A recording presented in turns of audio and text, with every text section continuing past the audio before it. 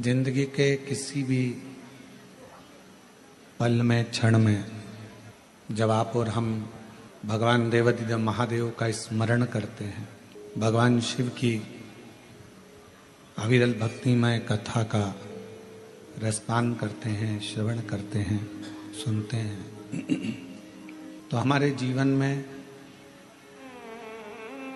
कोई बदलाव जरूर आता है। एक भगवान शंकर की सेवा करने में और एक दूसरे का भला करने में। धन की, तुम्हारी संपदा की, तुम्हारी सत्ता की या तुम्हारे वैभव की जरूरत नहीं होती। शिव जी की सेवा करना है, भगवान शंकर की अगर भक्ति करना है, भगवान शंकर का भजन करना है, सेवा करना है, उसमें भी धन की मूलता नहीं है। और आप किसी का भला कर रहे हो, उसमें धन नहीं, तुम्हारे निर्मल मन की, अच्छे मन की जरूरत होगी। शिव सेवा में भी भगवान शंकर की सेवा करने में या भगवान शंकर का स्मरण करने में भी मन चाहिए और दूसरे का भला करने के लिए भी मन चाहिए। आज का व्यक्ति भगवान को भी धन से पाना चाहता है और दुनिया को भी धन से पाना चाहता है। पर शिव महापुराण की कथा कहती है, अगर किसी को धन से पाओगे तो वो जल्दी से जल्दी छूट जाएगा। धन से पाया हुआ बहुत टिकता नहीं है, पर यदि कोई मन से आपके बीच में है, कोई मन से आपसे जुड़ा हुआ है, कोई मन से आपके संग लगा हुआ है, तो वो इतनी जल्दी हार मानने वाला नहीं होता। वो आपकी आखिरी मंजिल तक आपका साथ निभाने वाला होता है। कोई तुमसे कहे कि इतना धन लगेगा और इतना पैसा लगेगा तब भगवान मिलेंगे, तो फिर उसको व्यर्थ ही मानना। कोई तुमसे कहे कि इतना पैसा लगेगा और आपको आशीर्वाद मिल जाएगा, तो उसको व्यर्थ ही मानना। उसकी कोई मूलता नहीं है। हम अपने व्यासपीठ से, अपने इस व्यास गादी से हम बार बार कहते हैं, अगर कोई तुमसे हमारे लिए भी कहे कि सियोर वाले महाराज जी का हम आशीर्वाद दिला देंगे, लगेगा, समझ लेना पक्का झूठ बोल रहा है। क्योंकि हम 4 दिन तो मिलते ही नहीं है। 5वें और 6ठे दिन जो आता है उससे मिलना हमारा कोई उसका शुल्क नहीं रहता, कोई धन नहीं रहता, कोई संपदा नहीं रहती। केवल आप आए और आपका और हमारा मिलना हुआ, 2 क्षण आपका आशीर्वाद हुआ और उसके बाद आप जाए।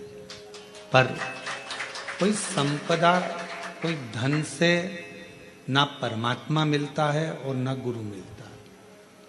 वो कोई और गुरु होंगे जो तुमसे पैसा लेकर तुम्हारे पास में समय 1-2 घंटे का, आधा घंटा का दे देंगे। हमारे पास इतना समय भी नहीं हम आपको आधा घंटा दें।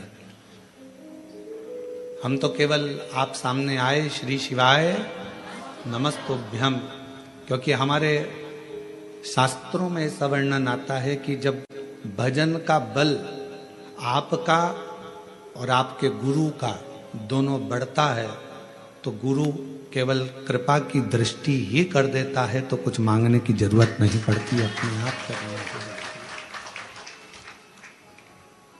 किसी का भला करना है, उसके लिए धन है आपके पास में कि नहीं है, उसकी महत्वता नहीं। किसी का भला करने का मन में अगर भाव आ गया कि मुझे इस बच्चे की स्कूल की फीस जमा करना है, तो भगवान खुद व्यवस्था आपके पास करेगा। आपने मन में बना लिया कि मुझे इस व्यक्ति का इलाज करवाना है, इसके पास दवाई नहीं है, गोली नहीं है, भगवान स्वयं उसकी व्यवस्था करेगा। आपने मन ही नहीं बनाया किसी का भला करने का या भगवान का भजन करने का या स्मरण करने का और सोचा धन के बल पर मुझे भगवान मिल जाए या धन के बल पर मैं किसी का भला कर दूं, वो ठीक नहीं। सबसे मूल है आपका मन, आपका हृदय, आपका चित्त, आपकी वृत्ति।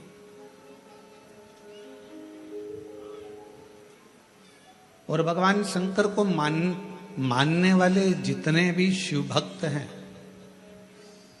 जो श्रावण के महीने में भगवान शंकर की आराधना कर रहे हैं, श्रावण के महीने में भगवान शंकर का भजन कर रहे हैं, श्रावण के महीने में शिव महापुराण की कथा को कोरबा छत्तीसगढ़ की पवित्र धरा से ऑनलाइन सुन रहे हैं, उनसे भी कहेंगे जितने भगवान शिव के मानने वाले हैं वो अपने अंदर एक बात उठा लेना कि मेरे शंकर भगवान तुम्हारे धन से, संपदा से, तुम्हारी सत्ता से, तुम्हारे वैभव से, तुम्हारी दौलत से कभी भी मेरा शिव प्रसन्न नहीं होता।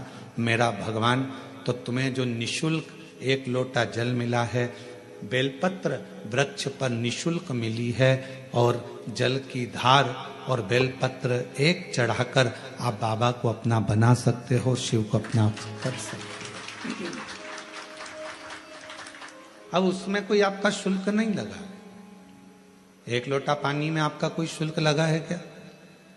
अपने घर का लोटा, अपने घर का पानी, यहां तक शिव महापुराण ने कहा कि मंदिर का पानी भी नहीं उठाना, मंदिर का लोटा भी नहीं उठाना, अपने घर से लेकर जाओ, अपना दर्द सुनाने के लिए, अपने मन की बात भगवान को कहने के लिए अपने साथ अपना जल लेकर जाए। शिव महापुराण की कथा तो यहां तक कहती है कि भगवान की कोई भी स्तुति अगर आपको करना है तो अपने दिल में जो बात आए वो भगवान से कहो। किसी की पढ़ाई